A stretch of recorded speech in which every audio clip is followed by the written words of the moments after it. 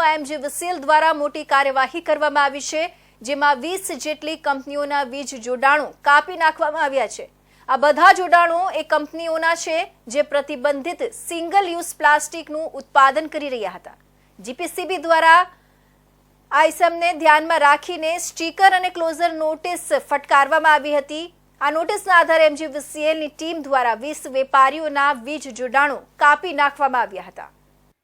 Halol જીઆઈડીસીમાં MGVCL દ્વારા મોટી કાર્યવાહી હાથ ધરવામાં આવી હતી। પ્રતિબંધિત સિંગલ યુઝ પ્લાસ્ટિકનું ઉત્પાદન કરતા 20 એકમોના વીજ જોડાણ કાપી નખાયા હતા। જીપીસીબી દ્વારા સિંગલ યુઝ પ્લાસ્ટિક ઉત્પાદન કરતા એકમોને ક્લોઝર નોટિસ ફટકારવામાં આવ્યા બાદ એમજીવીસીએલ દ્વારા મોટી કાર્યવાહી હાથ ધરવામાં આવી છે। જીપીસીબીની ક્લોઝર નોટિસના આધારે એમજીવીસીએલની ટીમ દ્વારા 20 જેટલા વીજ જોડાણ કાપી નાખવામાં આવ્યા છે અને જે બાબતનો રિપોર્ટ જીપીસીબીની સોંપવામાં આવ્યો છે।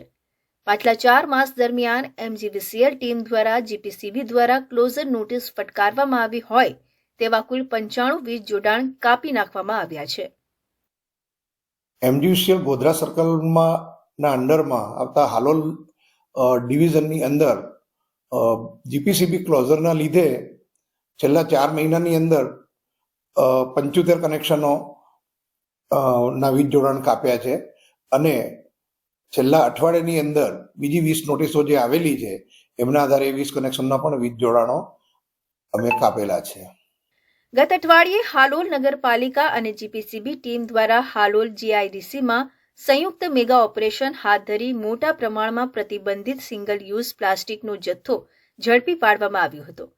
પાલિકા ચીફ ઓફિસર હિરલબેન ઠાકર અને જીપીસીબી ટીમ દ્વારા હાલોલ જીઆઈડીસીમાં મેગા ડ્રાઈવ હાથ ધરી અત્યાર સુધી 26 એકમોમાં તપાસ કરવામાં આવી હતી અને 850 ટન પ્રતિબંધિત સિંગલ યુઝ પ્લાસ્ટિકનો જથ્થો કબજે લેવામાં આવ્યો હતો।